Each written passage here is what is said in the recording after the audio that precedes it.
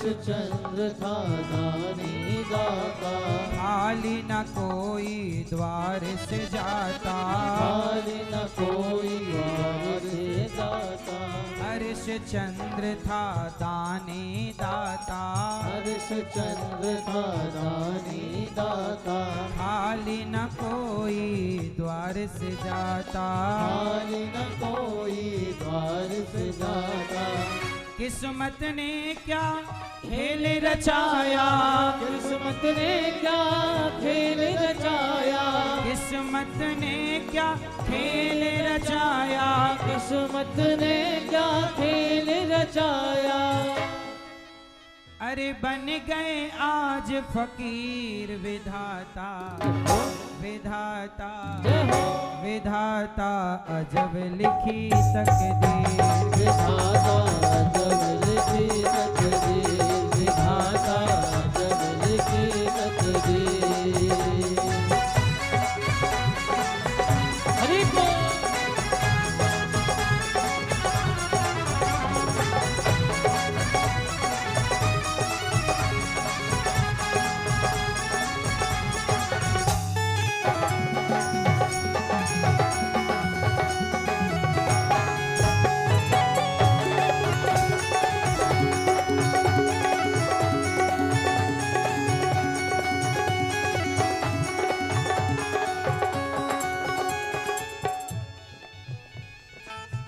नीर भरन जब श्रावण पहुँचे, नीर भरन जब श्रवण पहुँचे, लागा तीर प्राण जब छूटे, लागा तीर प्राण जब छूटे।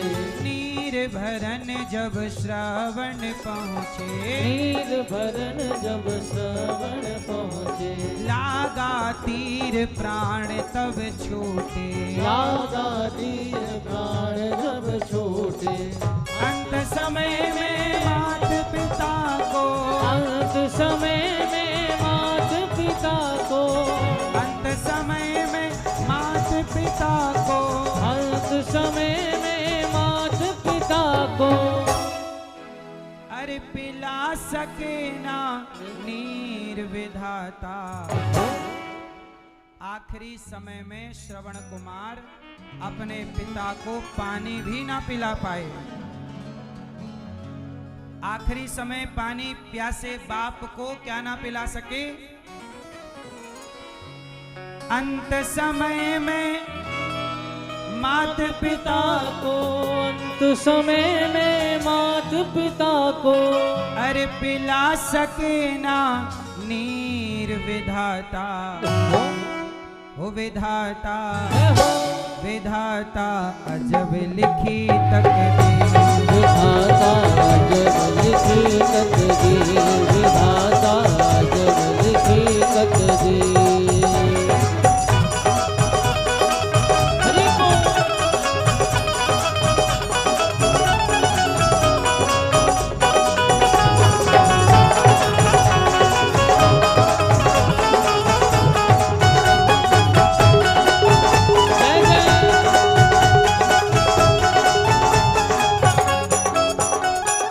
द्रौपदी पांच पतिन की नारी, द्रौपदी पांच पतिन की नारी, सबने नीचे गर्दन डारी, सबने नीचे गर्दन डारी।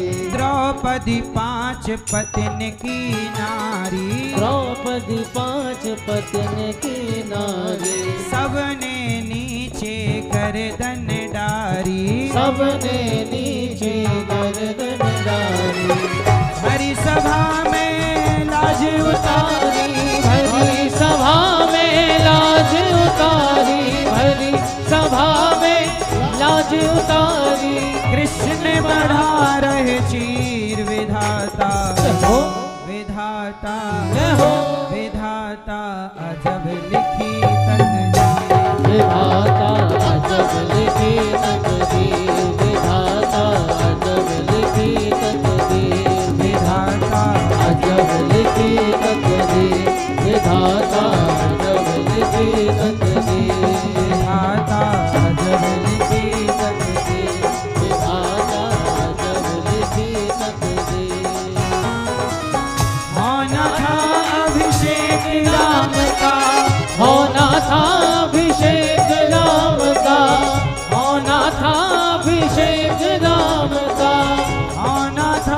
अभिषेक राम का।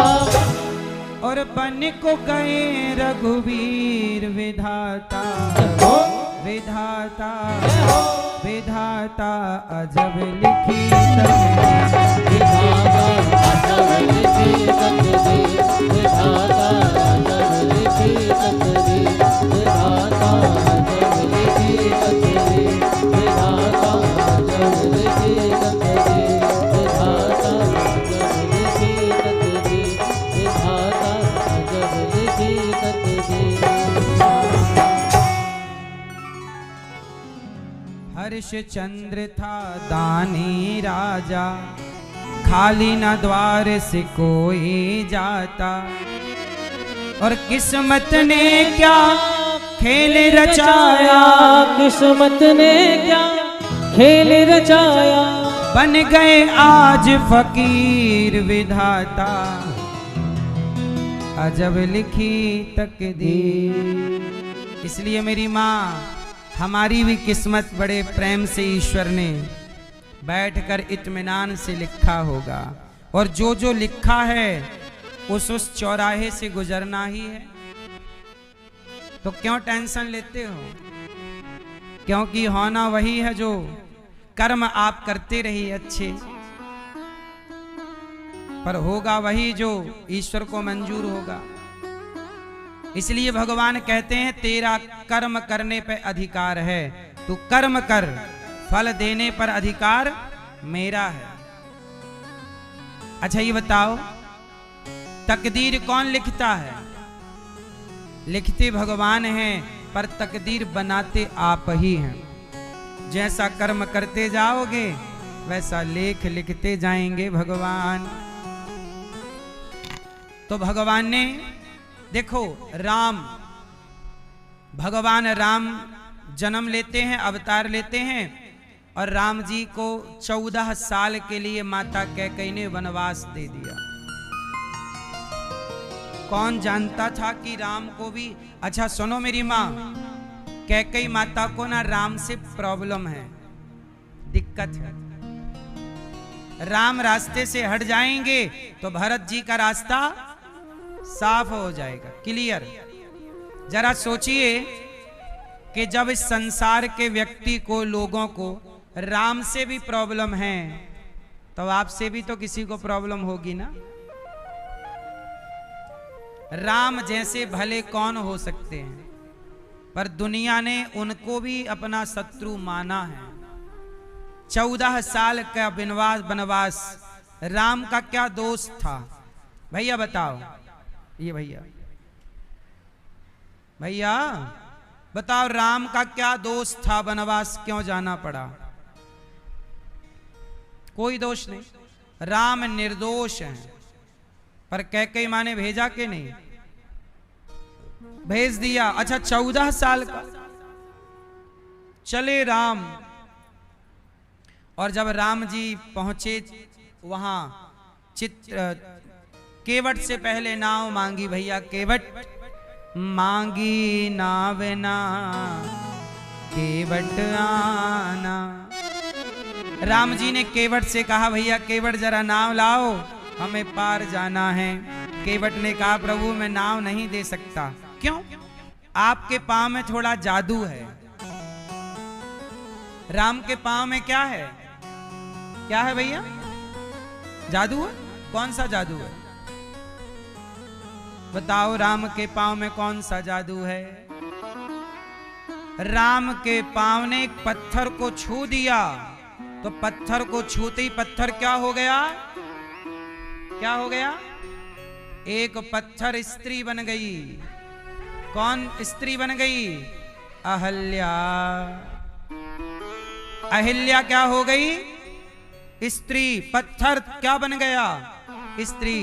तो केवट बोला कि आपके पांव ने एक पत्थर को छुआ था, वह पत्थर अहिल्या हो गई, स्त्री बन गई।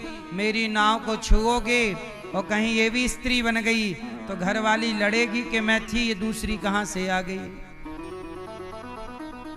इसलिए राम, मैं आपको अपनी नाव में नहीं बैठा सकता, पहले आपके चरणों को धुलाओ। कि नाथ इस अनाथ पर दया कीजिए, राम अपने चरणों को धुला लीजिए। ए राम जी थोड़ा अपने पांव हमसे धुलवा लीजिए। अच्छा वो पत्थर की नारी कौन थी आप बताओ जरा हमें। अहिल्या। वो पत्थर की क्यों बन गई थी? नहीं पता भैया। वो राम जी ने जिस पत्थर की नारी का उद्धार कर दिया वो पत्थर की क्यों बनी आप बताओ। अहिल्या एक स्त्री है, फिर वो पत्थर की कैसे हो गई ये पता है आपको? आप नहीं बताओगे? नहीं। सुनो, किस किस को पता है कि वो पत्थर की क्यों बनी और किस किस को नहीं पता? वो नहीं पता वाले हाथ उठाओ।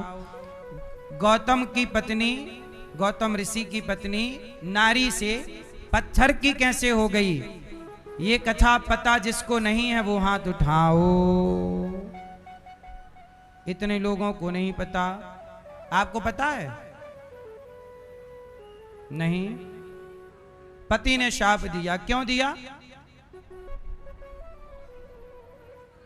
हां, देवताओं के राजा इंद्र आए और अहिल्या के पति बनकर उनके साथ रहने का, रमण करने का प्रयास किया। अब आप बताओ कि जब पकड़े गए, गौतम ऋषि ने देखा कि मेरी पत्नी के कमरे से इंद्र निकल रहा है तो डाउट तो होगा ही। उन्होंने पत्नी इंद्र को भी शाप दे दिया, जा तो योनि लंपट है, तेरे शरीर में 1000 योनि छिद्र हो जाएं, जा। और पत्नी को शाप दे दिया कि जाओ तुम पत्थर की हो जाओ। अब आप बताओ कि गौतम ऋषि ने पत्नी को शाप देकर सही किया कि गलत किया? पत्थर का बना दिया। बताओ सही किया कि गलत किया? आप बताओ। हैं? सही किया। आप बताओ ऋषि ने अपनी पत्नी को क्या बना दिया? सही किया गलत किया? हैं? गलत किया। क्या बना देते फिर? पत्थर का इसलिए बना दिया कि यदि वो स्त्री ही रहती तो लोग ताने मार मार के मार डालते। जीने देता समाज कि तेरे कमरे से तो इंद्र निकला है। सीता जी तो सही थी, सीता जी सही थी, फिर भी लोग जीने ना दिए, तो वो तो फिर भी कमरे से निकला ही था। समाज जीने देता तो समाज के ताने ना सुनने पड़े, इसलिए ऋषि ने पत्नी पर कृपा करके पत्थर का बनाया। पर पत्नी ने पांव पकड़ के कहा, स्वामी मैं पत्थर की कब तक रहूंगी? तब गौतम ऋषि ने कहा कि जब राम इस रास्ते से गुजरेंगे और तुम्हारा चरित्र बिगड़ा है, और जब बिगड़े हुए चरित्र को कांटा निकालता है, जब राम जैसे चरित्रवान जब अपना स्पर्श कराएंगे तो तुम्हारा चरित्र भी पवित्र हो जाएगा। तो राम के स्पर्श मात्र से अहिल्या का चरित्र क्या हुआ? पवित्र। जिनके स्पर्श से अपवित्र लोगों का भी चरित्र पवित्र होता हो, भला वो राम के जीवन में कोई दोष कैसे हो सकता है? तो इसलिए राम जी ने गौतम ऋषि की पत्नी का उन्होंने उद्धार किया। तो केवट कहता है कि आपके पांव में जादू है, मेरी नाव को छू दोगे कहीं नारी बन गई तो लफड़ा हो जाएगा, गड़बड़ हो जाएगी, इसलिए आपके पांव धुलाओ, पहले चरणों की रज को हटाओ। केवट राम रजाय सुपावा, पानी कठवता भर ले आवा। पानी लाया और धुलने लगा पांव। जब पाँव वहां धुला चरणामृत पिया, अब केवट ने राम को नाव में बिठाया और नाव चली। और जब नाव पहुंची बीच गंगा में, तो केवट ने नाव को डगमग डगमग डगमग डुलाया। राम जी बोले धीरे चल भैया, हमें तैरना नहीं आता। केवट बोला राम आप मेरा हाथ पकड़ लो। कितना चतुर है केवट। केवट आप क्यों नहीं पकड़ते राम का हाथ? केवट बोला प्रभु यदि मैंने आपको पकड़ लिया तो मैं आपको छोड़ सकता हूं, पर आपने जिसे पकड़ लिया आप कभी नहीं छोड़ेंगे, इसलिए मैं आपको नहीं पकड़ूंगा। अच्छा एक बात बताएं, आप भगवान को कभी मत पकड़ना।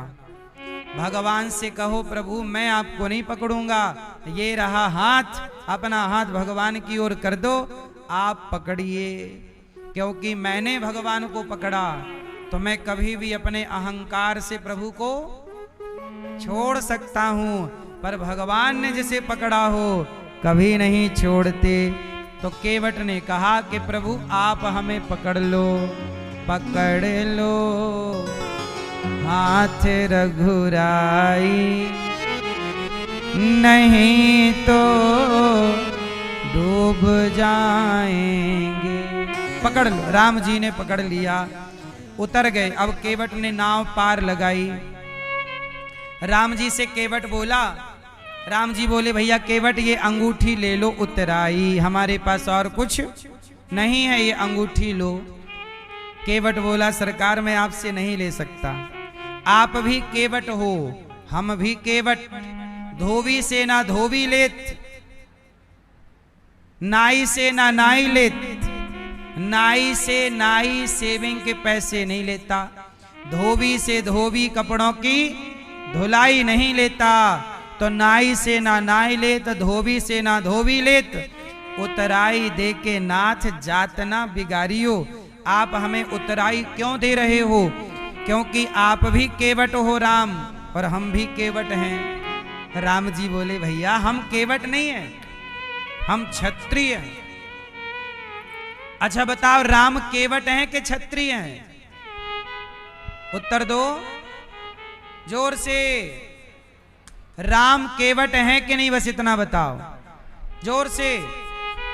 केवट बोला प्रभु आप भी केवट हम भी केवट, फर्क कितना है कि आप मेरे घाट आए तो मैंने आपको गंगा से पार लगाया, जब मर कर के मैं आपके घाट आऊं तो आप मुझे भव से पार लगाइएगा।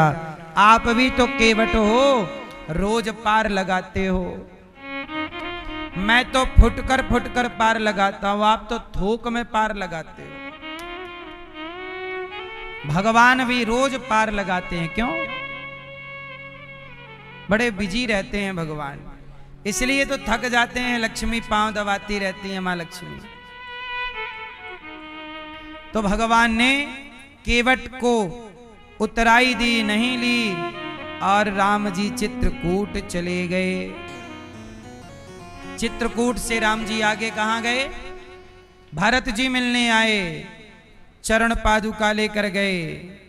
अच्छा भरत जी राम से बहुत प्रेम करते हैं।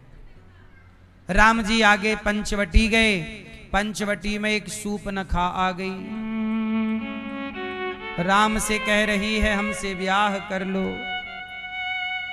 क्या कह रही है राम से? क्या कह रही है? हमसे विवाह कर लो। सूपनखा। समाज में स्त्रियां कितने प्रकार की होती हैं?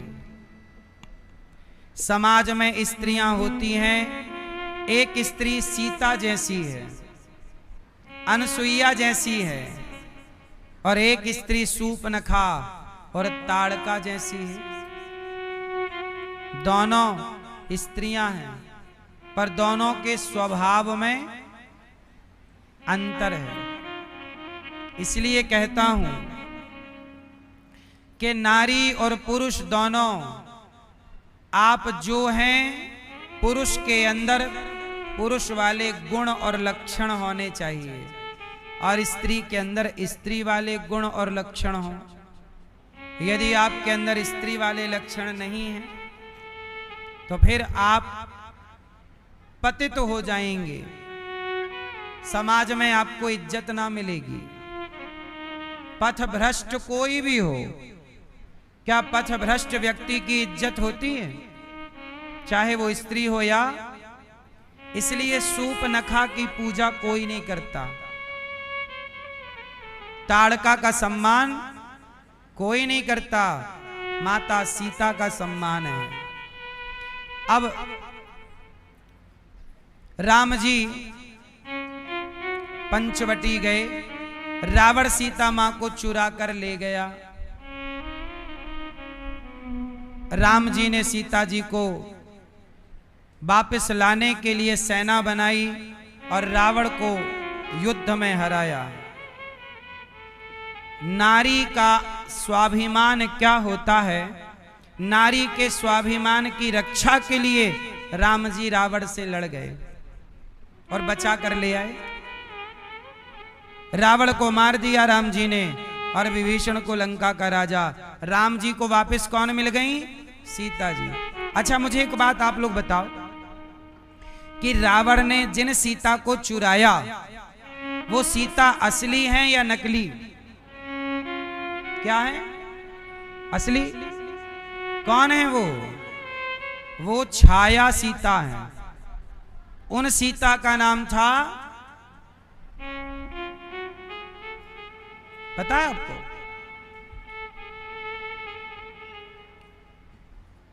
ब्रह्मा जी की बेटी। जब रावण एक हिमालय की तलहटी पर एक तालाब था, वहां एक कन्या तपस्या कर रही थी, नाम था वेदवती। क्या नाम था? वेदवती। रावण ने उनकी तपस्या भंग की। वही वेदवती छाया सीता बनकर आई और रावण ने उन्हीं वेदवती का अपहरण किया। उस समय असली सीता कहां थी? अग्नि में। इसलिए ये रहस्य है कि राम और सीता कभी अलग नहीं है, पर लीला के लिए अलग हैं। समाज पूरी बात जाने समझे बिना भगवान पर भी आरोप लगाती रहती है। तो राम जी ने रावण को मारा और सिया जी रानी और राम जी राजा बने। अब प्रहलाद जी के पिता को किसने मारा? भगवान नृसिंह ने प्रहलाद को राजा बनाया। प्रहलाद जी ने भगवान की स्तुति की। एक बार क्या हुआ कि समुद्र मंथन हुआ। किसका मंथन हुआ? जब समुद्र का मंथन हुआ तो सबसे पहले क्या निकला? विष। जब कोई भी आप काम करते हो तो पहले असफलता का जहर निकलता है, बाद में क्या निकलता है? सफलता का अमृत। लेकिन अमृत आखिरी में निकलेगा, आखिरी तक कोई ठहरता ही नहीं है। आखिरी तक लोग हार मान चुके होते हैं। इसलिए कहता हूं 100 बार भी असफल हो जाओ तो 101वीं बार सफलता का प्रयास जरूर करना चाहिए। जो व्यक्ति सफलता का प्रयास करता रहेगा सफल होगा जरूर। करत करत अभ्यास के जड़मति होत सुजान। अब देखो ना, समुद्र मंथन हुआ, जहर निकला, शिवजी पी गए। समुद्र मंथन से कामधेनु गाय निकली। समुद्र मंथन से क्या निकली? गाय। इसलिए गाय को माता कहते हैं, वो समुद्र मंथन से निकलती है। इसके बाद आखिरी में निकला अमृत, जिसके कारण देवताओं का दैत्यों से हुआ झगड़ा। और उस झगड़े को बंद करने के लिए भगवान ने मोहिनी का अवतार लिया और अमृत देवताओं को पिलाया और दैत्यों को वंचित रखा। पर एक दैत्य पी गया, राहु, तो सिर काट दिया भगवान, तो हो गया राहु और केतु, सर और धड़ अलग अलग। वही राहु केतु जो आपकी कुंडली में बैठे रहते हैं। तो अब राहु केतु, इसके बाद भगवान ने मोहिनी बनकर अमृत बांटा। राजा बलि ने क्या किया कि गुरु के बल पर देवताओं का सिंहासन जीत लिया। तब राजा बलि के यज्ञ को रोकने के लिए भगवान वामन बन करके आए। कौन सा अवतार हुआ भगवान का? वामन। भगवान के 24 अवतारों में एक अवतार है वामन अवतार। तो वामन अवतार जब भगवान ने लिया तो राजा बलि से कहा कि हमें 3 पग भूमि का दान करो। राजा बलि ने कहा 3 पग क्यों, आप 1000 पग लीजिए, आपको मैं 10 गांव का 50 गांव का राजा बनाता हूं। भगवान बोले नहीं, 3 पग देना है तो दो, वरना मैं चला। ठीक है, संकल्प हुआ। तब भगवान ने अपना विराट रूप तैयार किया और पहले पग में पाताल को नापा, दूसरे पग में क्या नापा? सत्यलोक। और तीसरे पग को कहां रखा? राजा बलि के मस्तक पर। हो गया 3 पग। राजा बलि से भगवान ने कहा, राजन मैं तुम्हारे इस प्रेम में तुम्हारा हो चुका, बोलो कोई वरदान मांगो। राजा बलि ने कहा, प्रभु आप मेरे द्वार पर आए, अब ऐसे ही आप मुझे दर्शन देते रहो। तब भगवान ने राजा बलि को पाताल का राजा बनाया और द्वारपाल बन करके खड़े हो गए। तब लक्ष्मी जी आई और राजा बलि को राखी बांधी। तो सबसे पहली राखी लक्ष्मी जी ने बांधी थी राजा बलि को, फिर दूसरी राखी द्रौपदी ने बांधी भगवान कृष्ण को, और इसके बाद आप लोगों ने बांधी अपने भाई को। तो रक्षाबंधन का त्योहार राजा बलि और लक्ष्मी जी से स्टार्ट हुआ।